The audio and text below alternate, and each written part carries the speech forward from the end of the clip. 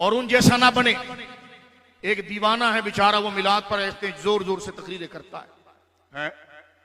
अपनी खातिर बनाया आप है, उसको यही मजमून समझ में नहीं आया। पहले वाबियों के पीछे नमाज पढ़ा रहा था, हमने दुम पर पांव रखा तो फिर तौबा की उसने। मैंने कहा लगता है फिर आपको नफ्सियाती मर्ज बढ़ गया है। हम सिर्फ इशारा देना चाहते हैं, बोलना जरा तमीज से। कहते जी बाहर शरीयत आलिम बनाने वाली किताब है, ये हटा दो। मैंने कहा तू इतवार में पढ़ाकर मुफ्ती बनाता है, शर्म नहीं आती? और बाहर शरीयत की किताब पर हमला, और इल्म बेचारे का इतना है। मैंने कहा मौली साहब हमारी शागिर्दों से अकीदा पढ़ो, आपको अकीदा नहीं आता है, मानो इस बात को। कहते हैं जी अबू बकर सिद्दीक की अफजलियत का अकीदा जमहूर है। मैं उनके शागिर्दों से पढ़ता हूं कि तुम आओ, आला हज़रत की दहलीज पर आओ, उस फिक्री मोतजिली को छोड़ो।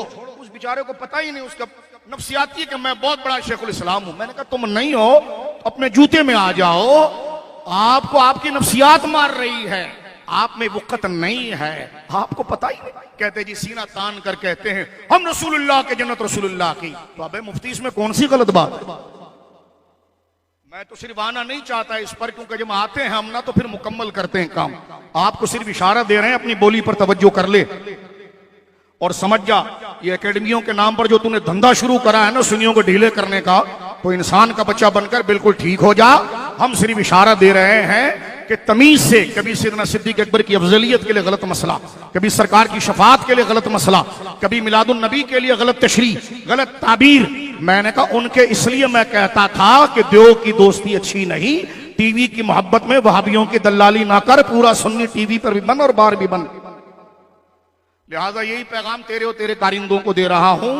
लिहाजा हम इस तरफ नहीं आना चाहता तो मैं उस मौजू पर तुझे बिल्कुल साफ करता, लेकिन मैं इशारा दे रहा हूं अपनी जुबान को संभाल ले। तुझसे तो हुजूर के इल्म गैब पर भी बात करनी है हमने कि तू हुजूर को आलम नहीं मानता, अल-अयाज़ु बिल्लाह। वही अकीदा जो बराहन कातिया का है, हमने तो ये भी बात करनी है। हमने तो ये भी बात करनी है कि अफजलियत अबू बकर सिद्दीक को तुम जमहूर कहते हो, जबकि वो इजमाई कती अकीदा है, पढ़ाते आला हजरत के नाम पर हो। और 6-6 महीने के मुफ्ती बनने से बेहतर है सुन्नी बनकर घर में ही रहो भाई। तवज्जो है आपकी?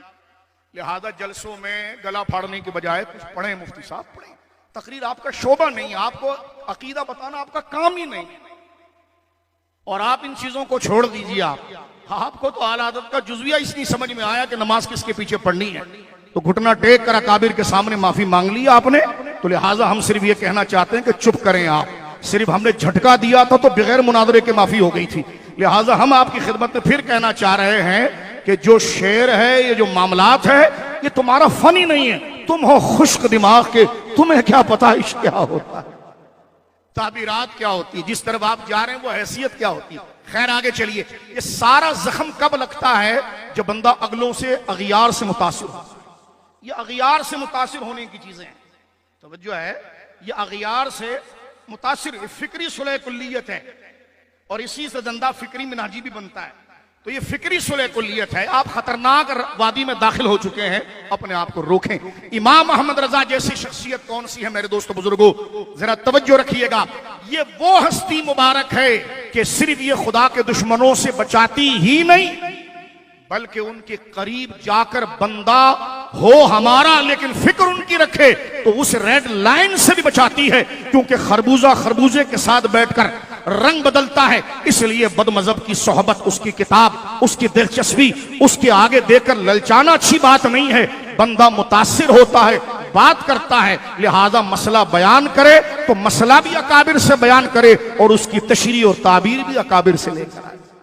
और जिन बुजुर्गों के वो मुरीद हैं वो भी जरा फिक्र करें, उनकी जिम्मेदारी इस पर ज्यादा बन रही है। क्योंकि बुलाकर उनको ऊंची कुर्सी पर आप बिठाते हैं, आप पूछिए कि ये जुमला नहीं कहना चाहिए, इससे बहुत बड़ा अकीदे का तजाद और फसाद लाजिम आता है। इतने बड़े मुफ्ती हैं बेचारे, तकदीर का मसला उनको हक दिल नहीं, बंदिश के मसले में वो बात कर रहे होते हैं जो बिल्कुल कदरिया और जबरिया बात कर रहा होता है। आपको नहीं आता अकीदा, आप अकीदा सीखें, आप किस हद तक जाकर बात को निपटाते हैं। लिहाजा मैं ये कहना चाहता हूं कि जो तोलबा ऐसे शख्स के पास जाने से रुकें, ऐसे मशकूक और मरीज जहन से पढ़ना अपना अकीदा खराब करना है।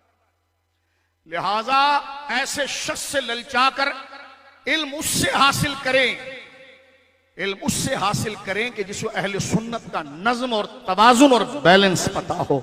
और ये कोई खिलाफ वाक़े तकरीर नहीं, ये फिक्र इमाम अहमद रजा की बात हो रही। मोहम्मद अली मुंगेरी भी खुद को सुन्नी कहता था, तवज्जो है आपकी। वो खुद को सुन्नी ही कहता था। इमाम अहमद रजा के इख्तिलाफ की वजह क्या बनी? वो गलत तशरीहात बनी। अल्लाह अकबर। अब बात मसाइल तक नहीं रही है, मैं उनके कारिंदों को कहना चाहता हूं, बात अकीदत तक पहुंच गई है। यहां दुनिया से रावजियों से जंग हमारी अफजलियत के मसले पर है। तू दीवाना आदमी, तू उसको जमहूर कहता है, कल जाकर तू कहेगा ये तो मसला ही लिगैरी ही है, ये तो जरूरत के एतबार से बन गया, फी नफ्सी ही कोई चीज नहीं है। तो ऐसे कमजोर और मरीज जहन से पढ़ना, ये तो बंदा अपनी आखिरत को तबाह करेगा कि न जाने वो क्या पढ़ा रहा है। लिहाजा मेरे दोस्तों, अब मैं बात पर दोबारा आ रहा हूं, तवज्जो के, ये उसकी तशरीहात है, ताबीरात, और आप सामने इस मसले को हम जो जिक्र कर रहे हैं, इस बात पर जरा गौर कीजिए। जो 4-4 करोड़ रुपए देकर उनका कर्जा माफ करा रहे हैं, उन एनजीओ को भी सोचना चाहिए कि किसको पाल रहे हैं आप।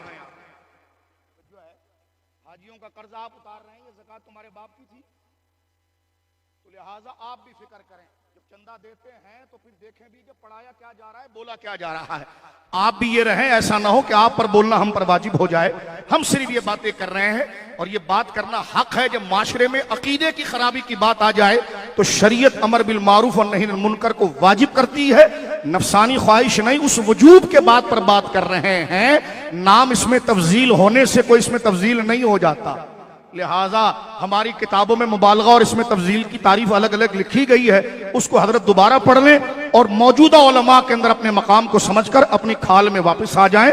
आप नहीं हैं बड़े, इस बात को कबूल करें। हमें एतराफ है कि हम बड़े नहीं हैं, इसलिए जब भी बयान करते हैं तो बड़ों के ऊपर सहारा रखकर ही बयान करें।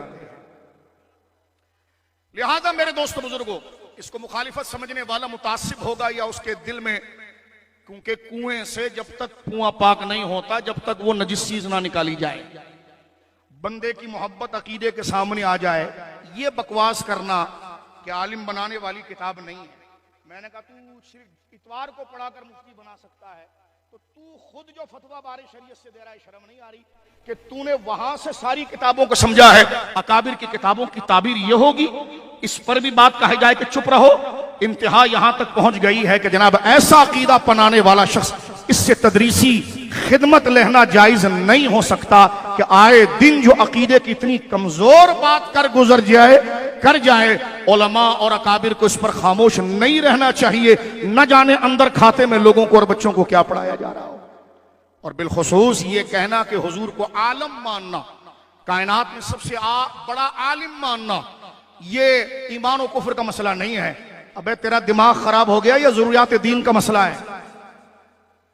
जरूरियात दीन के मसले को तू कह रहा है, और ये तो दयाबना भी मान गए मुहन्नत के अंदर जब आला हजरत ने उन पर पांव रखा।